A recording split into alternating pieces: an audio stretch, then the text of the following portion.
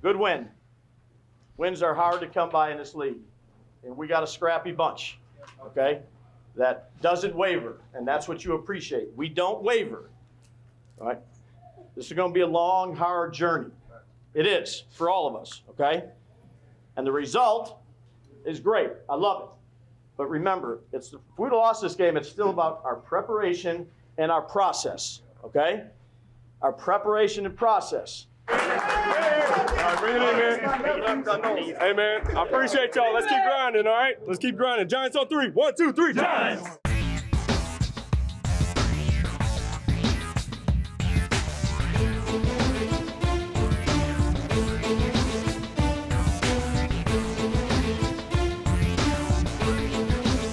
Welcome to another edition of the Coach Daboll Show, presented by Stop and Shop. I'm Bob Papa. On Monday night, the Giants host the Dallas Cowboys. We've got a big show lined up for you. We're going to take a look back at the Giants' win against the Carolina Panthers. Carl Banks goes to the coach's tape. We'll also hear from Sean O'Hara and Amani Toomer. And with that said, I'd like to welcome in my co-host, two-time Super Bowl champion Carl Banks, and the head coach of the New York Giants, Brian Daboll. And, Coach, we'll start with you. You asked for that home crowd to be loud. 2 for 12 on third down for the Carolina Panthers. The fans certainly did their part, didn't they? They absolutely did. They were there early. They were, cheering at the appropriate times. I really thought it was a factor, too, for Carolina's offense in terms of, the snap count and the players getting off on the ball. What a great crowd that was for our first home game. And, Coach, it seemed like an ugly game, right? And when you look at it, but then when you look at the numbers, all the key plays were made. You gave up one big run. Nothing got over the top of your pass defense. You're able to get your running game going and get some key third downs as well. Yeah, again, that's the National Football League, right? So it's not always going to go perfect. I thought the guys did a great job of grinding it out, staying focused, doing what we needed to do at halftime, made a couple little adjustments here, went out and really played their best down the stretch in the fourth quarter in terms of some red zone stops by the defense, a couple drives by the offense to get down there, and really the second week in a row that Daniel led the offense down to give ourselves an opportunity to win the game. One in a 4-minute situation, and the other one to go down there and score in a 2-point conversion. So something to build off of, certainly a lot of things to clean up, but a good first 2 games. Coach, obviously the game starts, they turn it over on their first 2 possessions. I know you want 7s there, but just talk about kind of setting the tone of aggressive football, and you're still putting points on the board, even though they're not 7s. Sure, yeah, we always want to do a better job with that in terms of the sudden change and where we got the ball on the field. But great energy to start out. The kickoff team went down there. Coughlin made a great play to knock it out. And Dane Belton's first play as an NFL player to go ahead and scoop it up and land on that fumble recovery. And then the next series, what a great job by Darnay just pulling out of Anderson's hands. And everybody's there on the sideline. You saw the juice that it created for the team. We got to take advantage of those opportunities, but the more you can get the ball, the more chances you have on offense. 2 really good plays by our guys. And, Coach, I know this is your first experience in this stadium as a coach on the home team, but, the fans were getting a little restless in the first half, Sure. right? You come back out and you talk about the team being juiced, right? And then you get the end result that you got yesterday. It's just going to give this fan base even more reason to believe, because it's been such a long time where it's been close but not good enough. Right now it's close and good enough. Yeah, I mean we have such a great amount of respect for the people around this community, and they spend their hard-earned money to come to these games, and we want to try to do the best job we can to put a good product on the field and have a team that they're proud to cheer for, both on and off the field. And we know it's not always going to be perfect. I mean, heck, there's times that I want to boo at times, so I understand it. But we got to maintain our focus. Take care of the next play. And do the best job we can on moving on. Coach, you mentioned Dane Belton. He missed a lot of time in camp because of the collarbone injury. Worked hard to get back. He was very effective and active in this game in a lot of different areas. Were you surprised that he picked it up, NFL game speed, that quickly? No, before he got injured, he was really trending on an upward scale. And then once he had the injury, he just was, kind of in a hip pocket of Wink and Jerome Henderson and X and Love. And he's a true pro for a young player, and I thought he played fast. I thought the game wasn't too big for him. The speed wasn't too big. He was a good football player in college, and I thought, for the first game, a couple things here to clean up, just like all of us, but a good start. Coach, when you talk about young players playing in this system and their game's not too big for them, Is that the encouraging part of knowing next week they'll be better because the game hasn't become too big for them? There's no doubt about it. When you have young players, all the coaches that I've been around, you sit there and do strengths and weaknesses, and half the time people are saying, a weak point is experience. Well, they're young, they're healthy, they're athletic, they're gonna make mistakes, and the only way to really learn from mistakes is to make them. So whether that's Azudu, whether it's Neal, whether it's Bellinger, whether it's Belton, our philosophy is let's get them in there, let's play them, let's get them to learn from experience, and then from one week to the next, just like you said, Carl, you're looking for improvement on a steady basis. You also added some players from other organizations. Richie James is a guy that's had some burn in the league, had an injury last year, 10 catches through the first 2 games. And, I know you're going to break down some plays with Carl in the next segment in the auditorium, but I thought that 3rd and 9 catch he had, and Jones really fitted in there in a tight window, was something that sparked you guys pretty good. No question, and that really takes time to do. He's been out here, he's been available, he's been consistent, he knows what to do, and Daniel knows right where he's going to be. So to let that ball go, he's got to have a lot of trust that the player's going to be in the right spot, and Richie has a couple different things he can do, and he made the right decision. And again, dependability is so important in terms of the passing game. In order to improve that area, he's been a really good addition. And then, Coach, at the end of the game, I know you're going to get into that with Carl a little bit later on, but to be able to finish another game, just finish a game off, you got to be proud of the way your team's responding to adverse situations. Yeah, we kept it close a couple weeks in a row to the fourth quarter. Obviously, you'd not to like to keep it that close, but I think their mental fortitude and their competitive nature, their competitive stamina has shown through. We have a long way to go as a football team, but you appreciate how hard they work and, their efforts, seeing that translate to wins. That's always important. All right, well, we're just getting started here on the program. We're going to take a timeout. When we come back, we'll go from the field house into the auditorium as Carl and Coach take a look at some of the key plays from the Giants' win against the Panthers. All that and more here on the Coach Daboll Show, presented by Stop and Shop.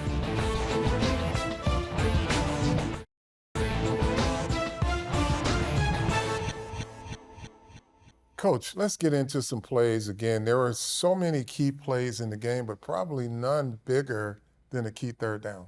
Yeah, this is at the end of the game here, and in the fourth quarter when you need to be at your best. The Panthers, they have 1 timeout, and what we're trying to do here is obviously pick up a 1st down and pretty much seals the game. I thought it was a good aggressive play call by Mike. I thought DJ knew and understood the situation. We were in a surrender situation, which means if you got the completion, go ahead and take it. And if not, get yards running the ball. At worst, it's a sack. We keep the clock moving and we make them burn their timeout. So we put a different personnel group in there.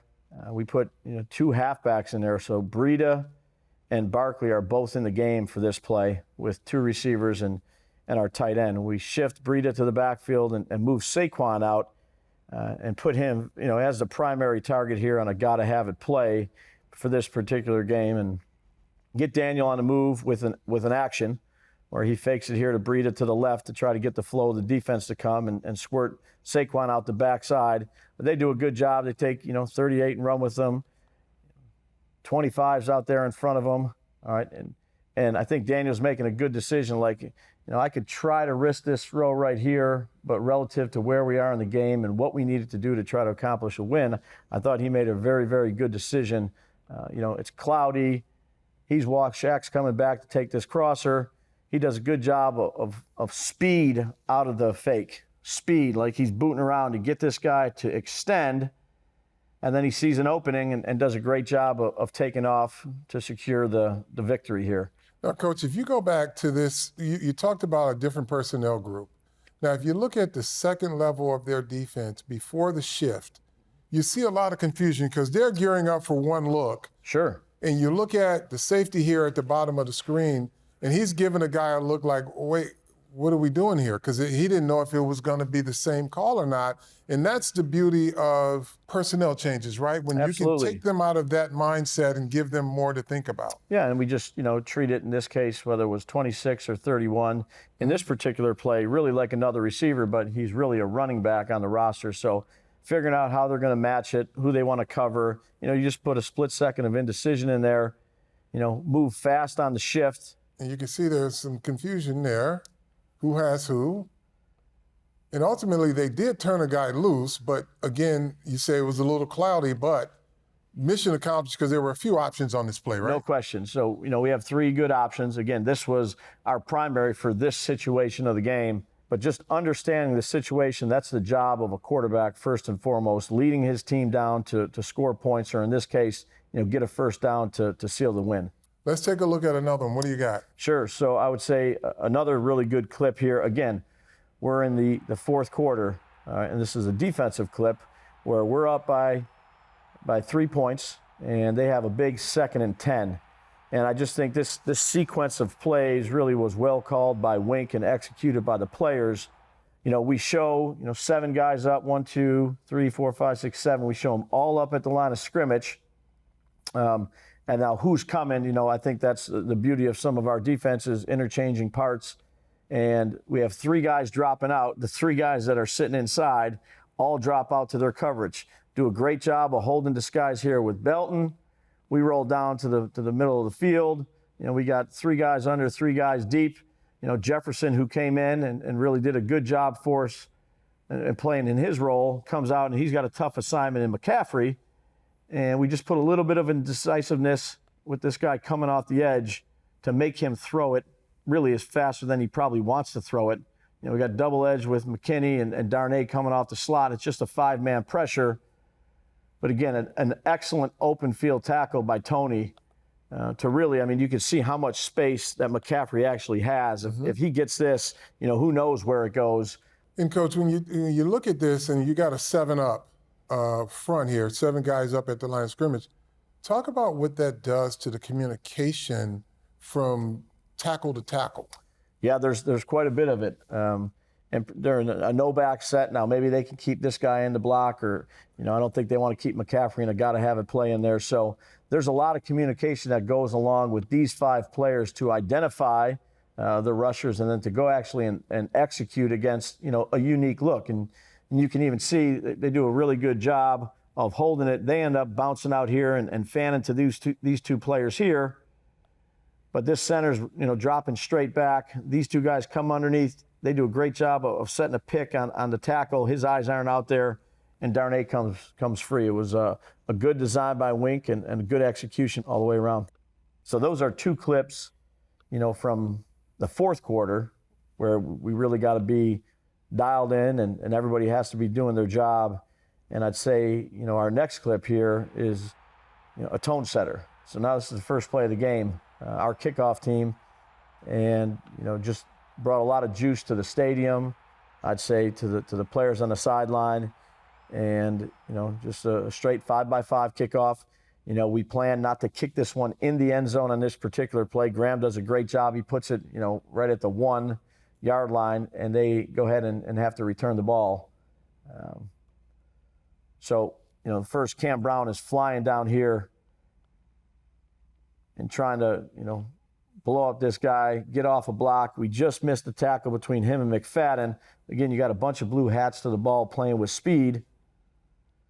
And then this is Belton's, first game back. He's getting double teamed, but he's staying alive, working through things, continuing to finish, and then there goes the ball. And I'd just say great awareness on the part of Carter of getting off that block and going right to the ball, tackling, hat on the ball with a great finish. Oftentimes, which gets, people glorify the big hit on special teams, right?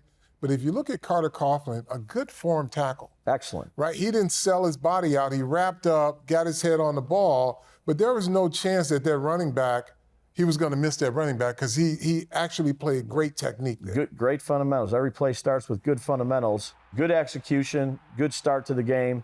Obviously, we would like to punch it in to get off to even a faster start, but tone setter for our special teams unit and really for our team for the start of the game. Coach, this has been great. I'm smarter. Our fans are smarter. We'll be back with more Coach Daboll Show. Welcome back to the Coach Daboll Show, presented by Stop and Shop. Monday Night Football, Giants and Cowboys at MetLife Stadium. Time for this week's edition of Head to Head with Paul Dottino and Sean O'Hara. Okay, so let's take a look at the key head-to-head matchups between the Giants and the Cowboys. And we will start along the Giants' offensive line with rookie right tackle Evan Neal going up against pass rusher DeMarcus Lawrence. Now, Neal's a young guy. Lawrence is an experienced veteran, which means that Neal's got to look for those tricks of the trade. It's going to be a real challenge, so I'm going to have to do extra film study, watch the way he plays, watch the way he rushes, and just be real detailed in my approach, to attack him. How concerned do you have to be about their stunts and their twists? Because the Cowboys are known for doing a lot of that with all of their guys up front. Yeah, they do a lot of movement. That's what they've shown on film. And I just feel like, that goes back to film study and the scout team giving us a good look in practice so that way in the game we can get it all picked up. No doubt about it. DeMarcus Lawrence is a powerful player. When you look at DeMarcus Lawrence and some of his stats, this is from last week, just 6 tackles, 3 solo. You don't see any quarterback hits. You don't see any sacks. That's because he doesn't have any. Not just last week, not on the season. So no doubt he's looking for his first taste of the quarterback. But Evan Neal, the task for him is just he's got to trust his punch. When you play a guy like DeMarcus Lawrence, he's got the counter moves. So he knows that you're going to try to set up your vertical set. He's going to have your timing down because he's watched film on it. So your punch is so paramount. You've got to trust it, and then you've got to keep your face out of the block. So this is going to be a great matchup. And look, I know we talk so much, Paul, when we talk matchups about the passing game. I'm really looking forward to Evan Neal in the run game because one of the things you want to do at a guy like DeMarcus Lawrence, you want to run at him and you want to force him to have to play the run so he can't just pin his ears back and come after the quarterback. How much help do you think the tight end Bellinger might be able to give against him? Yeah, no doubt. Anytime you can get a tight end on the line of scrimmage or even off the ball and do a little combo block, it helps you out. Obviously, for Evan, he's going to have to win his one-on-one matchups. But when you can combo block, you can kind of get the guy, get him a little bit more downfield. You can get a little more physical with him. So those are a couple things to work on. And the last thing I'll throw in for this, Paul, your quarterback can help you out a lot. You're playing at home. It's Monday Night Football. This guy's trying to tee off on you. He knows you're a rookie. Change up the snap count. Don't be scared to use the hard count as a weapon and try to get this guy to jump a little bit, and that will keep him on his heels. Now, in Lawrence's last 7 games against the Giants, he's had 13 quarterback hits and also a sack in 6 of those 7 games. He's a guy they got to watch out for. We go to another matchup. This time it's in the Giants secondary. Darnay Holmes against C.D. Lamb. Now, Lamb will move around an awful lot, but when he's facing Holmes, it'll probably be out of the slot. It will present quite a test. Just understanding the slot, it's a lot of space. He's a shifty guy, a setting guy. He has great body control, and he's a guy that, as a defender, somebody you want to match up with for sure. He's had 22 targets this year, which is the most on the Cowboys. It doesn't seem like Cooper Rush and him have had much trouble getting that chemistry going. Does it look like they just want to feed him? Is he their go-to guy? I mean, when you have a top-tier guy in your receiving core, you definitely want to feed him, and that's the type of guy CD is, So we're excited for the matchup. We're excited to see what they got planned, and we're excited to allow our scheme to be executed. Sean, last week, Holmes played 49 snaps against the Panthers, tied for the 3rd longest amount of time he has played in a game. He's getting more and more burn. Yeah, he is. And you mentioned already the slot factor. Obviously, Darnay Holmes, that's where he kind of specializes in being that slot corner. C.D. Lamb, moving more outside with no Amari Cooper and with Gallup banged up. He's seeing a lot more outside reps. So it'll be interesting to see if they move Darnay Holmes outside or if they keep him in the slot. I think this is a great matchup because they're both so shifty and they both have great acceleration, great speed, great burst. So this will be a great little one-on-one matchup to watch. I know C.D. Lamb loves little option routes. The question is, does he have that kind of timing with Cooper Rush that he had with Dak? So I think for Darnay, this is a great matchup. He's looking forward to that. The one thing that showed up against Carolina, too, was after the catch. Darnay's got a little knack right now, all right? He's got a great ability to rip that ball out, punch it out. He's creating some turnovers, and no doubt he's going to look to do that as well against C.D. Lamb. Now, when the Cowboys get a little funky with their offense, Lamb is usually that guy on that end sweep. I mean, he's got 20 carries over his 3-year career. Yeah, they're trying to find a way to get him the football. He's one of their most explosive players, and anytime you can attack a defense on the perimeter with speed like that, that's a big factor in it. So, look, if they're playing man covers, Darnay's got to run with them, and of course, when you're in zone, it's a little bit of a different animal, but you always have to know where 88 is when they break the huddle. Now, remember, over Lamb's career, he's had 4 100-yard games. One of them came against the Giants back in 2020. Sean, that'll do it for this edition of Head to Head. It'll be the Giants and the Cowboys on Monday Night Football. Now let's go back to Bob. Carl, you know, last week the Giants did a really good job. I mean, DJ Moore had a touchdown, and Robbie Anderson was not that big a factor in the ball game. This secondary will have their work cut out for them this week. They will, and it's going to be a multi-pronged approach because CeeDee Lamb is now their number one receiver, but look for them to get the ball out of the quarterback's hands early, and it's going to come down to tackling these receivers because you're going to see a lot of attempts at yards after catch. Yeah, and CeeDee Lamb is really good at that. We're going to take a timeout. When we come back. Over, under, Madeline Burke will be ready to settle in with Amani Toomer and Sean O'Hara here on the Coach Daboll Show, presented by Stop and Shop.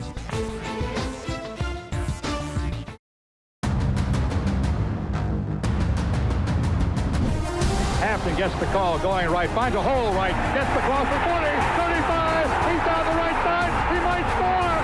Touchdown! And look at Otis Anderson throw the uppercut.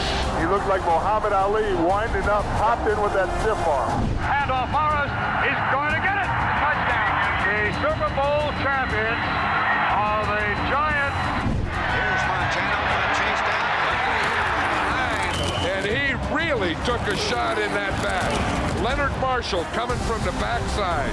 Rhodes slips like quicksilver into the open. He outruns the field for 52 yards. That's the league's leading pass snatcher, Jim Patton. They have like a Hall of Fame for athletic trainers. There is a Hall of Fame for athletic trainers. Yeah. I'm in it.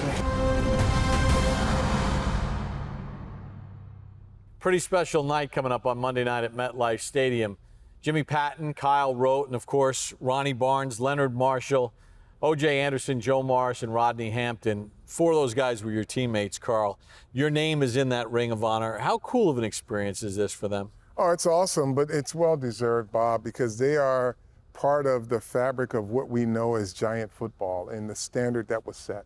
Yeah, make sure you check it out if you're going to the game at halftime for the ceremony. So back on the Coach Daboll Show, presented by Stop and Shop. Time for Over Under. Here's Madeline Burke, Amani Toomer, and Sean O'Hara. Time now for our favorite game of the week, other than the football game, of course. I'm talking about over, under. Guys, you know the rules. I'll give you a stat. You tell me if you think we're going to go over or under. Sean, I'll start with you. Over, under 60 receiving yards from Saquon Barkley on Monday Night Football. Yeah, this is interesting. Obviously, Saquon, you know, they're trying to get him involved early on in the games. I'm going to go with the over on this one because I think anytime you play the Cowboys right now, and it's Micah Parsons on one side and you've got DeMarcus Lawrence on the other, the screen game has to be a factor. So I see a lot of screens coming Saquon Barkley's way. I'll take the over. Absolutely. I think I'll take the over as well. There's going to be a lot of screens. There's going to be a lot of misdirections. And plus, you know, the run, we saw how he got kind of shut down last week. I don't know if you call 70 yards, 72 yards shut down.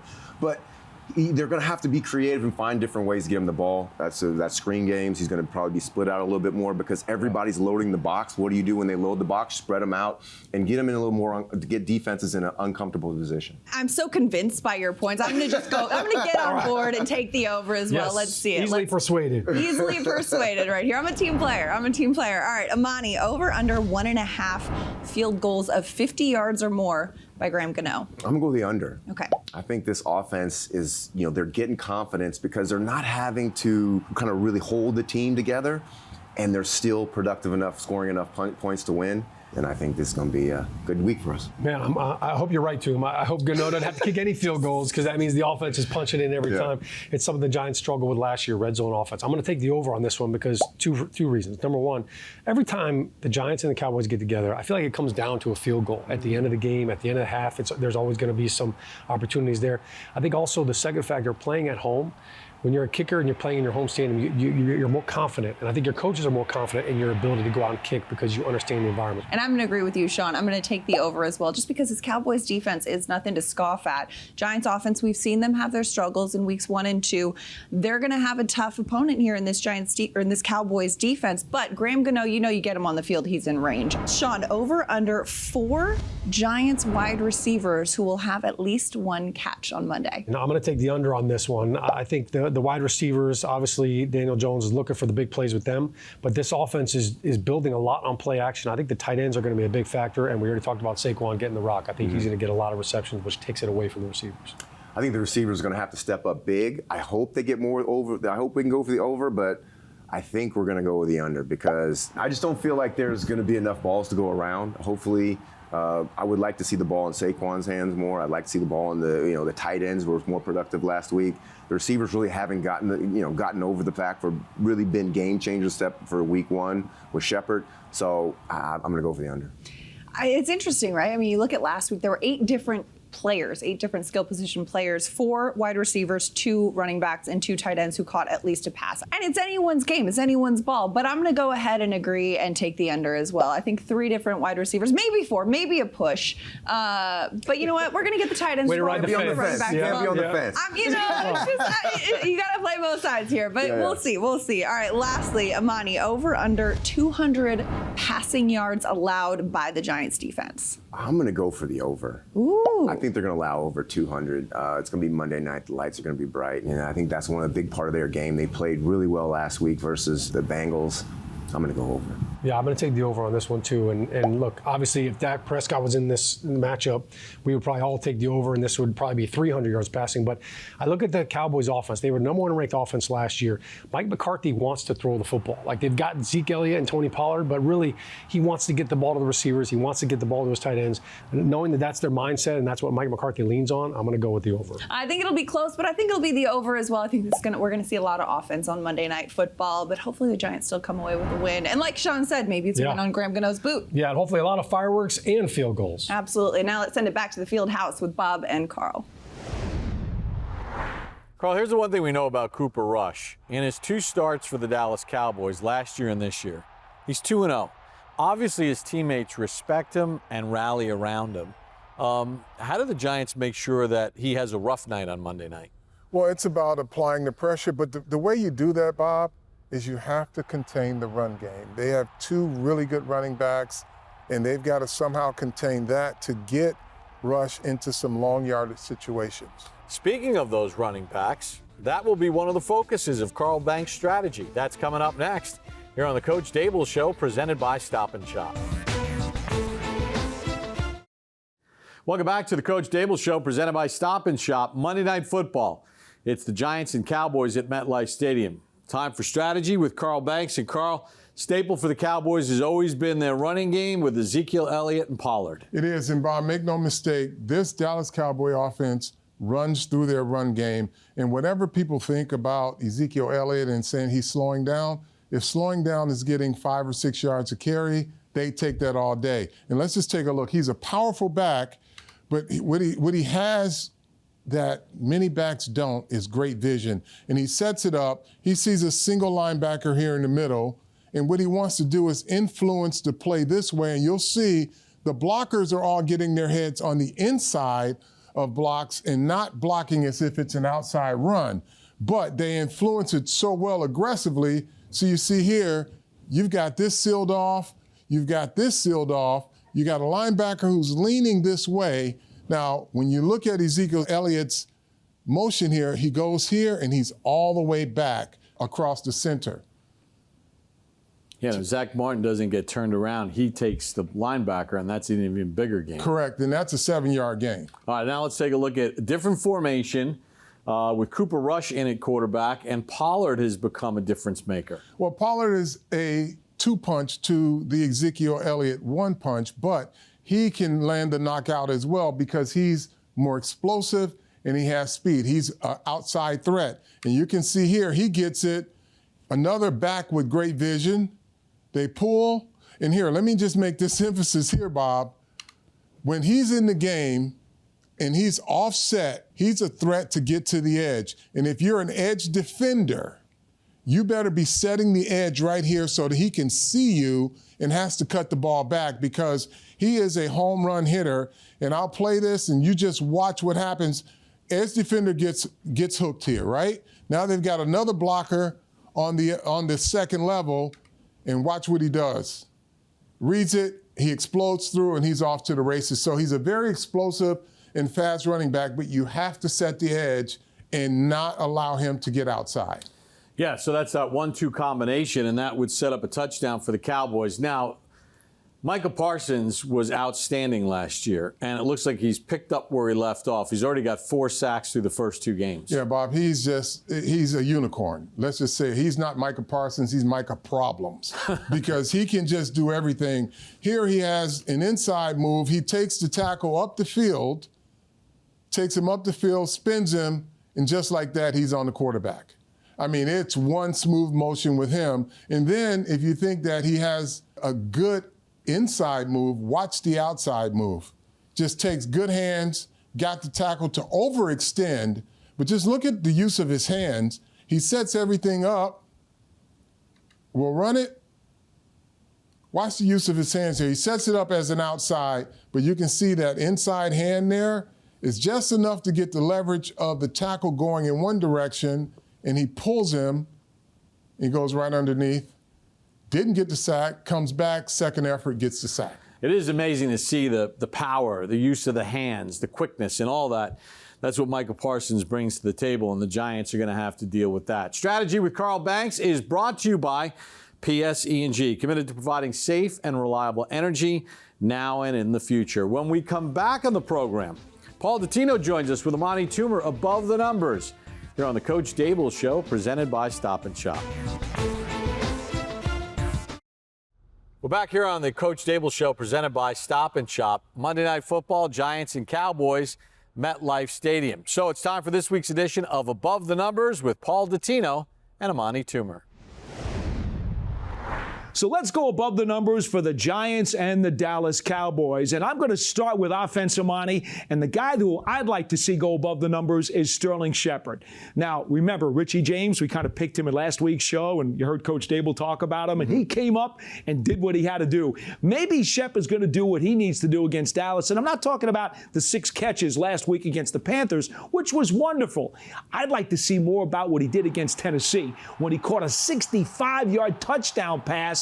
It was the 3rd longest grab of his career. I'd love to see another big play out of Shep against Dallas. And by the way, he'll be probably going up against Anthony Brown. He had a pick 6 against the Giants last year. He might be over anxious, maybe take a risk. Hey, you never know. It was close. There was a close one last week. Shep almost had another big one. I'm going to go with Daniel Bellinger. We know that the receiving core needs more big plays, so that's why you got Sterling Shepard up there. It makes a lot of sense. But we need big plays coming from the pass game, not only from the wide receivers, but also from the tight ends. He had one catch for 16 yards for a touchdown, but that 16-yard catch resulted in points, and that's what this Giants team is struggling with as of late.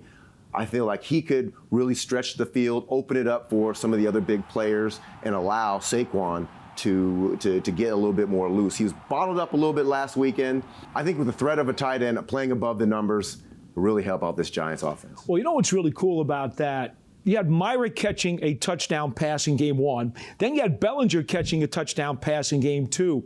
This is only the 2nd time in the history of the New York Giants that they have had 2 tight ends catch touchdown passes in the first 2 weeks of the season. The other time, you'll never guess, Donnell and Fells back in 2014. Oh my All right, who's come up with this stuff? Because I'm Dottino. Come on. I forgot. Who do I? All right. I forgot who I'm talking to. So who's got to go below the numbers? The guy the Giants have to hold on Dallas, Trevon Diggs. This corner, I mean, this guy's an interception machine. Over the course of his 30 career games in the National Football League, he's had 14 picks and run 2 back for touchdowns. Guess what? Last year against the Giants, he had an interception in each of the games. They can't let him take the ball away.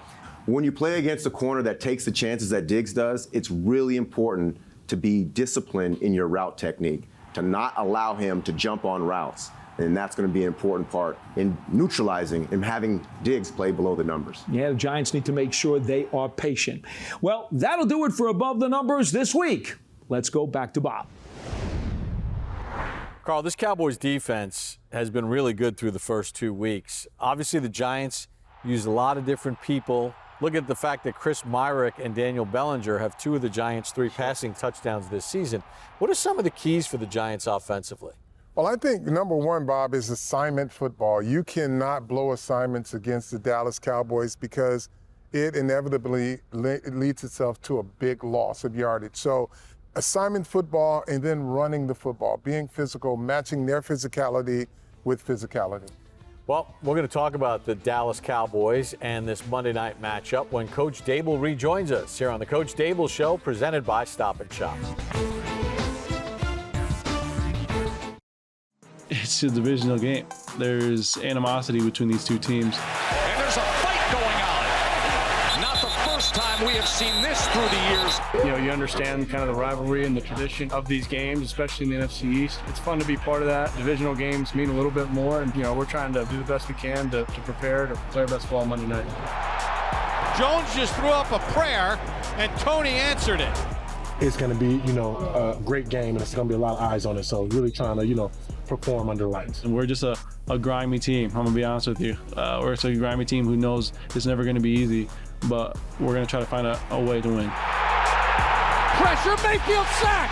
Giants second all-out blitz. Julian Love gets the sack for the Giants. It's going to be an exciting one. Obviously, it's Monday night. You know, it's at home. Our home crowd was really rocking.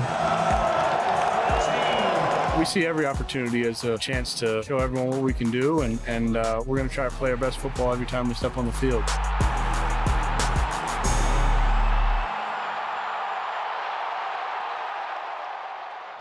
Welcome back to the Coach Daboll Show, presented by Stop and Shop. Monday night, it's the Giants and Cowboys at MetLife Stadium. Coach, let's first talk about the fact that you're playing under the lights on Monday Night Football in front of the home fans. And it's a division game, the importance of all of those things before we even get into the Cowboys. Sure, anytime you play a division game, it's one of the more important games on your schedule. Got a tremendous respect for Coach McCarthy and the Dallas Cowboys. They have a lot of good football players. Just won a tough game against Cincinnati. We're going to have our work cut out for us. Coach, they've got really good personnel. They run the ball well. They get after it on defense. And this is a game about execution. Yeah. That's what we're trying to improve upon each week. But again, the players that you're playing against, you got to make sure you're good on the matchups, the scheme, and then give your opportunity to the players to go out there and execute the best they can.